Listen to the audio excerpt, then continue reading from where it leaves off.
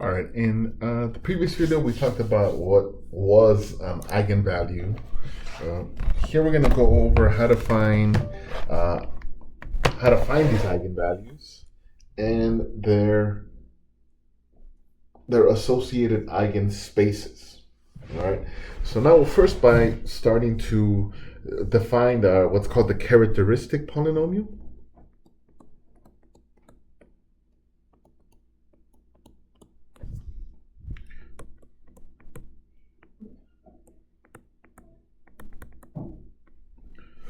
All right, so the characteristic polynomial, which we call PA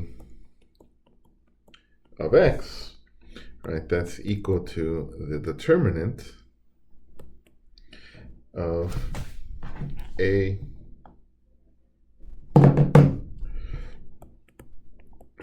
minus xin. All right, so again here, our textbook, what it does is it replaces, just to have standard algebraic notation for the characteristic polynomial, right? It just replaces our lambda, which we represent our eigenvalues, with x, just to have to be more what we're used to algebraically. All right.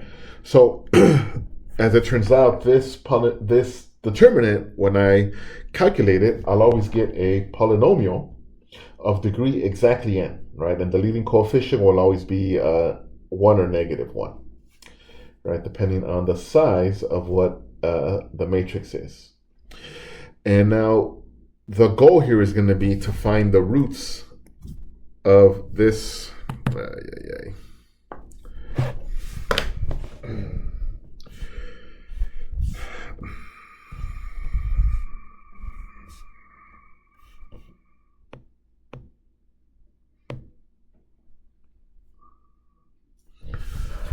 Okay.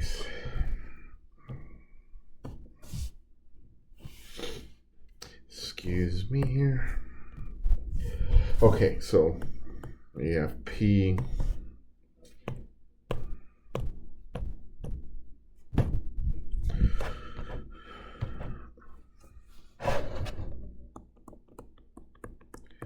x, the determinant of A minus xin.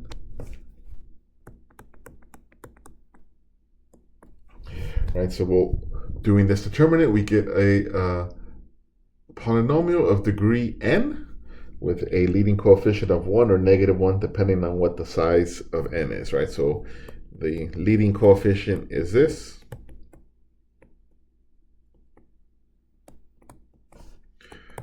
So if we have an odd numbered square matrix, then the leading coefficient is negative. If it is an even number square matrix, so 2 by 2, 4 by 2, etc., then we have a positive 1 leading coefficient. All right, so the roots of this polynomial, and again, when I say roots, this is the equation we're solving when it's equal to 0. Again, a determinant, and we're looking for when the matrix is singular, what values it takes on of these x. Right? So when it's 0, those are what are the eigenvalues, right? So when this is true, the values of x that make the above true are the eigenvalues lambda.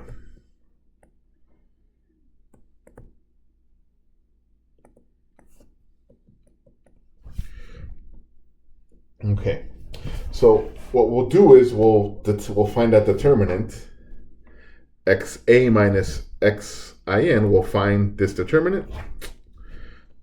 We'll set it equal to 0, and then we'll find the roots. Right, and that gives me the eigenvalues. Okay, so we find the roots, and now after that, for each eigenvalue, all right, so when we find each lambda, then I'll go back to this form, a minus lambda in, right? And I'll plug in the value for lambda, and then I'll find the null space. All right? So the null space of A minus lambda in, right? In this case now, I guess one distinction here at least, that that is made here is when we use x in the characteristic polynomial, it's a variable. Here, lambda is the actual value, right, that we have solved for. Okay, so here we find the null space of this matrix, A minus lambda A, lambda I sub n, right? And the null space is the eigenspace of that associated eigenvalue, right? So here, the null space here is what we call the eigenspace of A for the associated lambda value. All right, and it is a proper subspace, right? It would satisfy those three conditions, right? It contains the zero vector, of course, because it stems from a null space. Any sum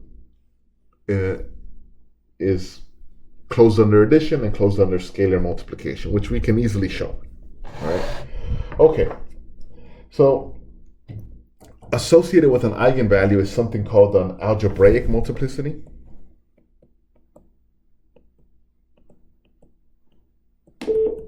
May I have your attention, please?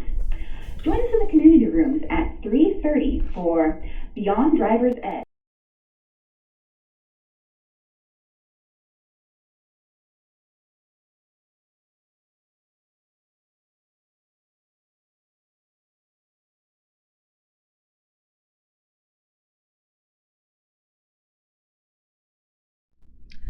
Okay, my apologies on that here. All right, so let's keep moving on here. So we have our eigenspace, and associated with each eigenvalue is a number called algebraic multiplicity.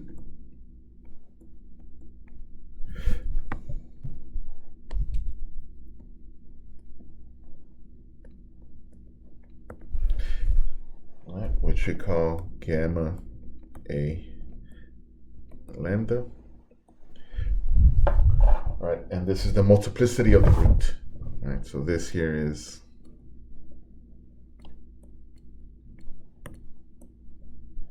of the root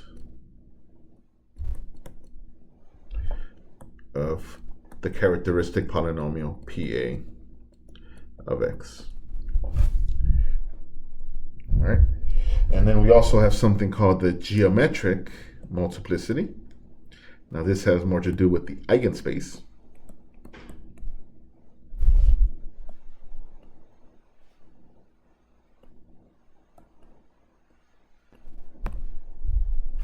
Right, which we designate by this value gamma of A lambda. All right, and what this refers to is the dimension of the eigenspace of A for the associated value of lambda.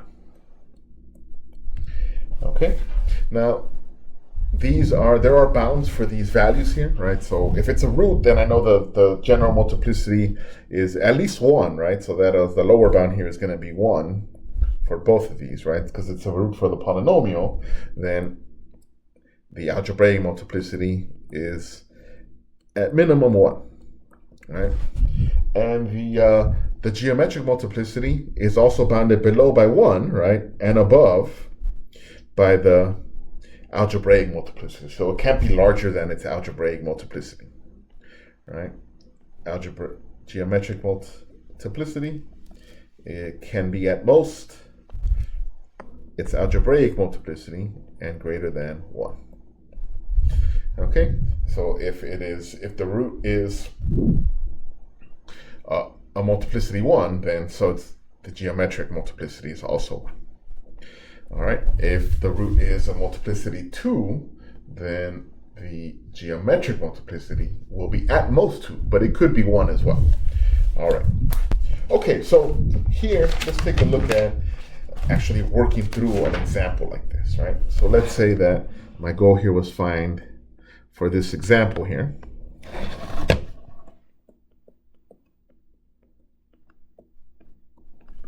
I want to find the eigenvalues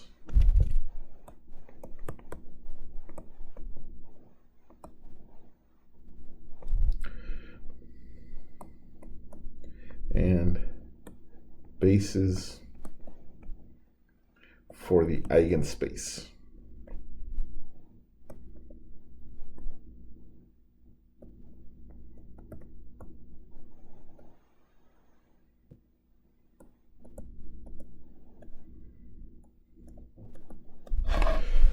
Okay, so let's take a look at here.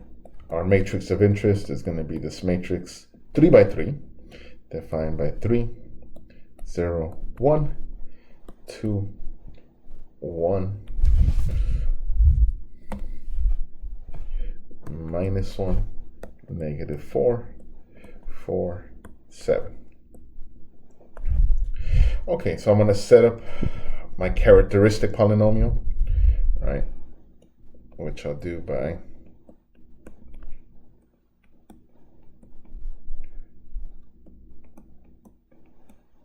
like this, right? So replace my lambda with x for now till I actually find the values. Then I'll go back to calling them lambda. Okay, so doing that, we have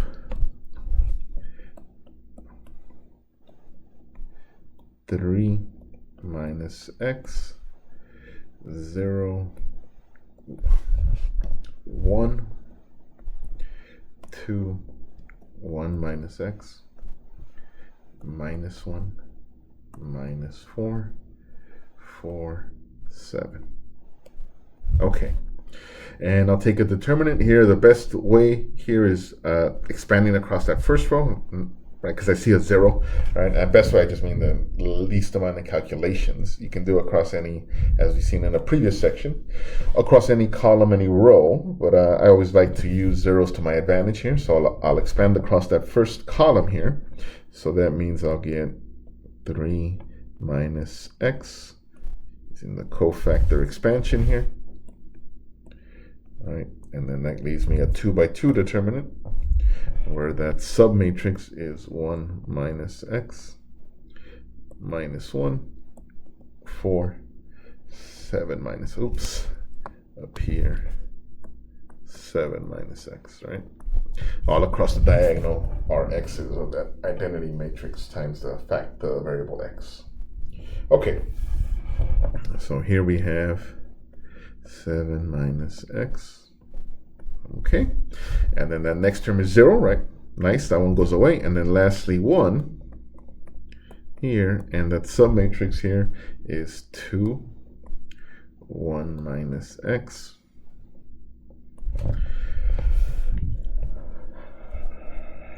negative 4, and 4. Okay. All right, and then I'll take the 2 by 2 determinants, right, by just going across here. So we get here 3 minus x,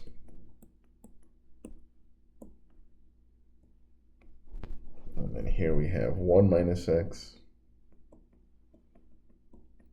and 7 minus x. May I have your attention, please? Join us in the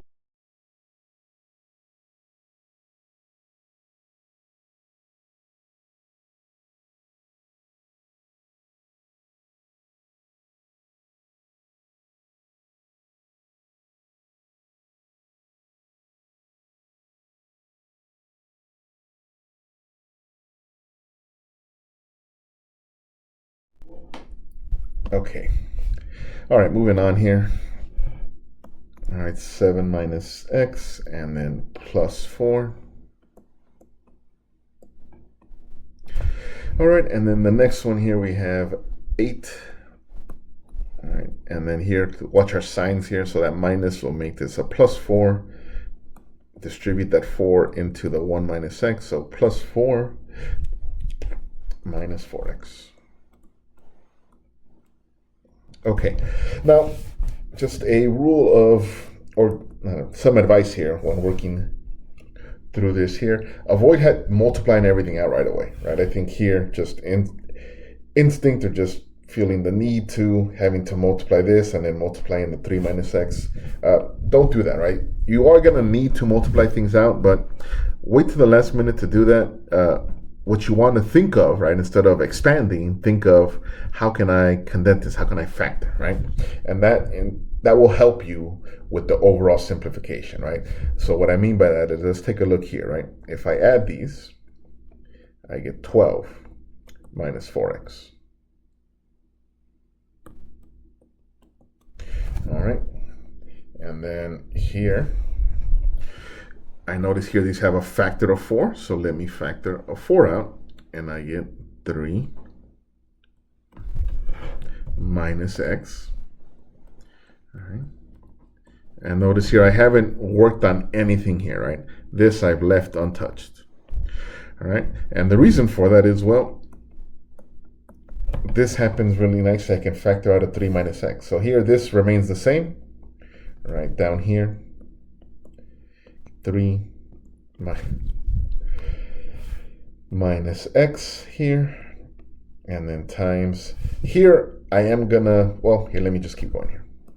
1 minus x, 7 minus x. All right, as we see here, anything bigger than 3 by 3 is just going to be even more tedious than this, right? This actually is not too bad here, right? Although depending on what the characteristic polynomial can look like, it could be challenging to solve, right? Solving a cubic can lead to some challenges here, but this one's gonna turn out nicely for me here, because what I'll do next is I'll factor out a 3 minus x.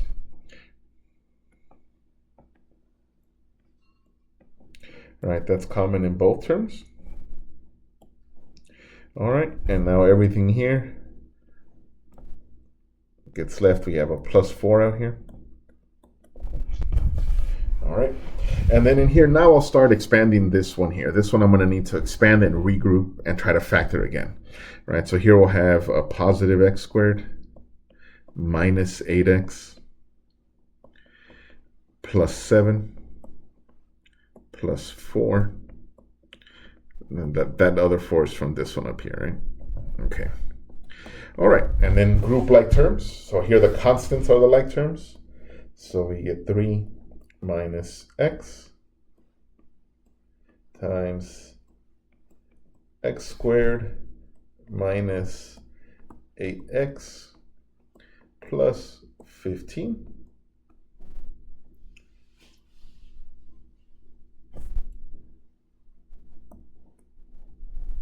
All right, and now factor that one.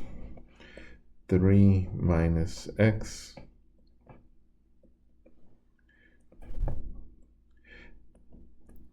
x minus 3 x minus 5 equals to 0. Okay. All right, and now here, one more factor in here. This one has 2 roots. I can factor out a negative here. And we have x minus 3 squared x minus 5 equals to 0, right? Because again, that's what makes this matrix singular, right? Using those values for lambda. Okay, all right, so now once we have this, we have our 2 eigenvalues, all right? Lambda equals 3 and lambda equals 5. So these are my eigenvalues for A.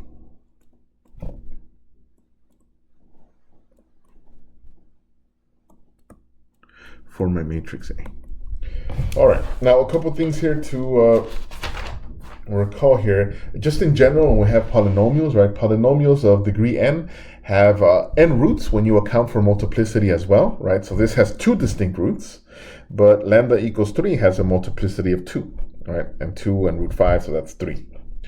Okay, so they're not always necessarily real value roots, but again, including complex values here would have n roots.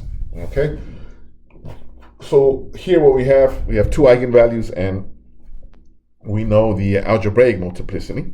So now on to finding the eigenspaces, right? So let's take our eigenvalue lambda equals 3. Right away we know that the algebraic multiplicity for my eigenvalue of 3 for matrix A, that is 2. Okay, because it is of multiplicity 2 in my characteristic polynomial. All right, so what I'll do next here is I'll plug in 3 into my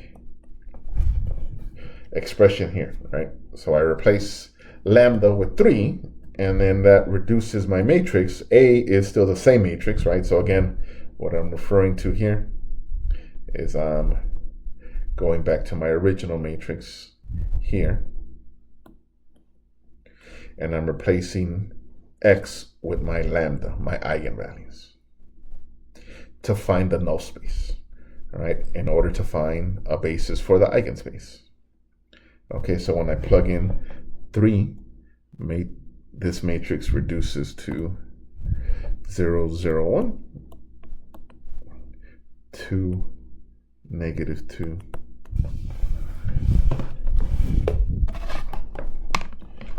let me double check the calculation here.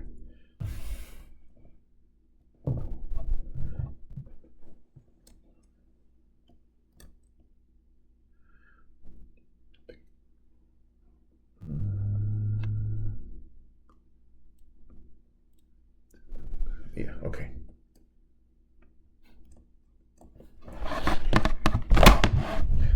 Negative 2, negative.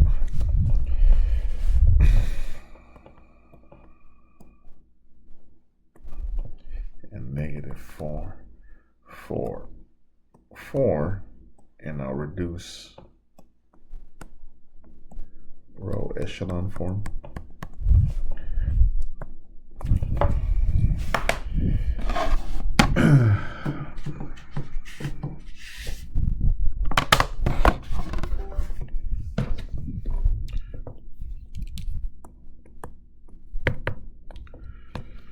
Okay.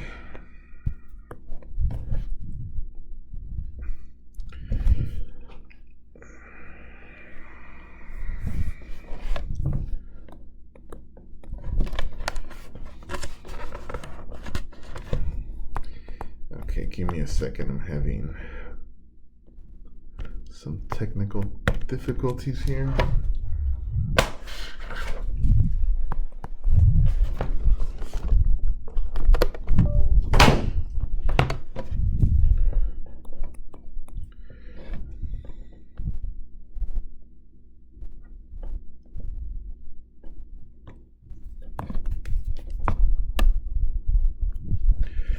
Okay, I'll stop here. I'm gonna have to figure what's going on, and then we'll continue in the next video.